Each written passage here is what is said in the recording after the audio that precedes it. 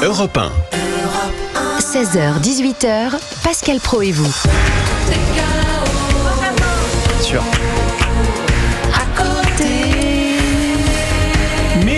Farmer, tout est chaos. Pourquoi ? Parce qu'il y a quelques minutes, le Premier ministre a parlé du chaos, le chaos ou la responsabilité. Nous sommes avec Sarah Salman. Bonjour, chère Sarah, avec Gauthier Lebret, avec Georges Fenech, avec Dominique Grimaud. Salut Pascal. Qui s'est échappé de Noirmoutier de sa retraite pour venir nous voir aujourd'hui. Ah oui, Marrakech.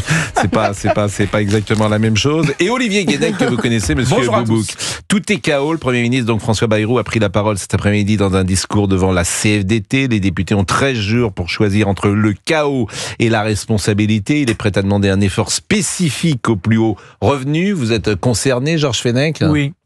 Mais vous seriez prêt parce Non, que... je suis pas concerné, c'est pas vrai. Bah si, vous êtes pas dans les plus hauts revenus, non. Mais par définition, nous sommes tous sans doute autour de cette barre. Les hauts revenus qui sont visés par les impôts.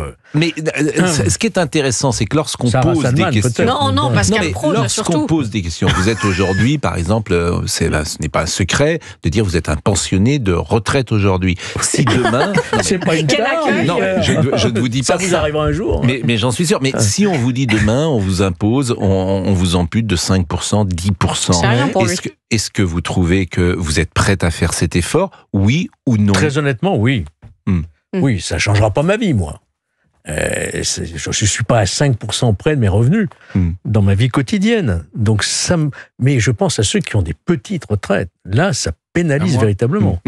Par exemple, Dominique, vous voyez, non, mais c'est intéressant. Moi, j'ai une retraite de parlementaire, vous savez. Donc, mais vous avez, d'ailleurs, on en avait parlé une fois. Vous avez une retraite de parlementaire. Oui, mais vous avez une retraite de parlementaire, vous avez une retraite de magistrat, vous avez une retraite d'avocat, une retraite d'élu local, et retraite du régime général, parce que j'ai commencé à travailler très tôt. Bon, mais blague à part, c'est que tout ça s'additionne, c'est quand même un sujet, hein. Désolé Georges, mais au-delà de vous, au-delà de votre cas personnel. Ça suffit. J'ai cotisé. Oui, vous avez cotisé. Mais vous pourriez être plus généreux avec les gens qui vous entourent. Non, mais ça, j'ai dit oui. 5-10%, j'ai dit oui. Les gens qui vous entourent, c'est intéressant. La question, elle est directe, bien évidemment. Mais est-ce que les uns et les autres sont prêts à faire des efforts ? Est-ce que les efforts, on dit toujours, c'est pour les autres ? Alors, en tout cas, François Bayrou a dit qu'il a pris la parole. Il avait pris la parole hier. Il reprend la parole aujourd'hui. Gauthier Lebret, je ne sais pas pourquoi d'ailleurs. Pour faire le service après-vente et pour jouer moi ou le chaos. Et ça, on l'a à chaque fois. On l'a eu quand Emmanuel Macron a fait sa campagne de 2022, moi ou le chaos. On l'a eu, souvenez-vous, au moment de la censure de Michel Barnier, il y avait Elisabeth Borne qui nous disait les cartes vitales ne marcheront plus, les retraites ne seront pas versées, il y aura peut-être un shutdown. Vous savez, comme à l'américaine, quand il n'y a pas de budget, les fonctionnaires ne sont pas payés du côté de Washington. Elle nous a fait croire que ça allait se passer de la même façon. Donc, à chaque fois, quand on a un Premier ministre qui est dos au mur ou un président de la République qui est dos au mur, c'est moi ou le chaos. Faut pas non plus être dupe de la manœuvre. Mais est-ce que vous pensez... Dominique Grimaud. Est-ce que vous pensez que tout ça n'est pas prémédité ? On n'est pas à l'impro, je veux dire. Macron et le Premier ministre savaient avant la réunion d'hier ce qui se passerait et ce qui va se passer. Bon, il ne s'agit pas de faire la politique fiction. Ah bien sûr qu'ils le savaient, mais... Moi je crois que non, hein. Je pense que c'est les plus grands stratèges qu'on ait jamais eus. Hein. Oui, donc ils stratèges. Non mais attendez, Dominique, ils sont extraordinaires. J'ai du mal à comprendre votre échange. Si vous me permettez, je ne sais pas. Non mais c'est prémédité. Je vous précise que nous sommes à l'antenne depuis 5 minutes. Bon, c'est pas très grave. Si vous pouviez dire les choses avec clarté. Parce que là, vous avez la même chose. Je n'ai déjà pas compris ce qu'a dit Dominique Grimaud et j'ai encore moins compris votre réponse. Figurez-vous, moi non plus. C'est-à-dire, c'est camoulox. C'est un échange. Je ne sais même pas comment vous avez pu répondre à Dominique Grimaud, parce que moi, je n'avais pas compris. Moi, je peux essayer. Dominique dit c'est prémédité. Alors, la réponse, est-ce que, en clair, ce que dit Dominique, est-ce que Emmanuel Macron savait hier que François Bayrou allait dire ce qu'il allait dire ? La réponse est oui. Pour une raison simple, c'est que c'est Emmanuel Macron qui doit convoquer la session extraordinaire de l'Assemblée nationale, parce que les députés ils étaient tranquilles jusqu'à fin septembre. En revanche, les ministres ne le savaient pas. Ils l'ont appris qu'ils étaient au chômage, parce que c'est ça la réalité. On leur a dit hier, entre 16h et 17h, c'est terminé pour vous. Si vous voulez chercher un autre job, c'est maintenant qu'il faut le faire. Nous sommes d'accord. Il va redevenir sénateur, député. Non. Vous y croyez vraiment ? Je pense que aucun ministre n'était au courant. Ah oui. Ah ben bien sûr, mais ça on le sait, on a eu des ministres. Une demi-heure avant. Oui, aucun ministre n'était au courant. Mais là, c'est logique, puisque si tu parles à 25 ministres, ça fuite. Oui. Il y aura toujours un qui parlera. C'est la bubène.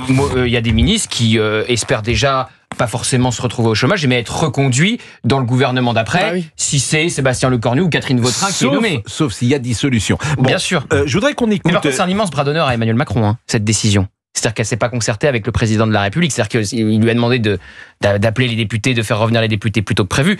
Mais c'est-à-dire que François Bayrou aura été le Premier ministre qui s'autonome, qui tord le bras d'Emmanuel Macron pour terminer à Matignon, et le Premier ministre qui choisit le jour où c'est terminé, et qui lui dit maintenant, parce que c'est le message à Emmanuel Macron, tu te démerdes le 10 septembre. C'est pour toi. Là, tu réponds à ma question. La petite musique de la démission va revenir, va ressurgir autour de toi. Donc Emmanuel Macron, François Bayrou, je pense que les relations doivent être détestables, parce que il a forcé Emmanuel Macron à le nommer, et c'est lui qui décide quand ça s'arrête et quand l'étau se resserre autour de l'Élysée.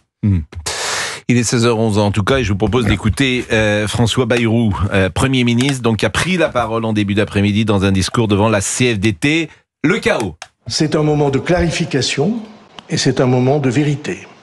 Alors je vois bien tous ceux qui, devant cette exigence de clarification, choisissent d'être purement et simplement les artisans du chaos. C'est le contraire de l'esprit de responsabilité et même de co-responsabilité que défend le courant démocratique, social, lucide, réformiste, qui soude les militants de la CFDT et qui est en partage avec les militants de la démocratie sociale. Tout le contraire de ce que ceux-là veulent. Et donc, dans les 13 jours qui viennent, les Français vont choisir, vont influencer leurs représentants pour qu'ils choisissent et disent s'ils se placent du côté du chaos ou du côté de la conscience et de la responsabilité. Moi, je veux bien entendre ça, et je veux bien entendre les sons de M. Bayrou, mais il serait quand même plus crédible, M. Bayrou, s'il avait voté, par exemple, avec Nicolas Sarkozy, contre le non-remplacement d'un fonctionnaire sur deux. Il ne l'a pas fait. Tous les budgets de Nicolas Sarkozy entre 2007 et 2012, qui a réduit le nombre de fonctionnaires, c'est le seul. 150 000, c'est le seul président de la République. Il n'a pas voté. C'est vrai qu'il avait parlé de la dette en 2007, mais il a été commissaire du plan. Que je sache, aucun document n'allait dans ce sens entre 2020 et 2024, où il était commissaire.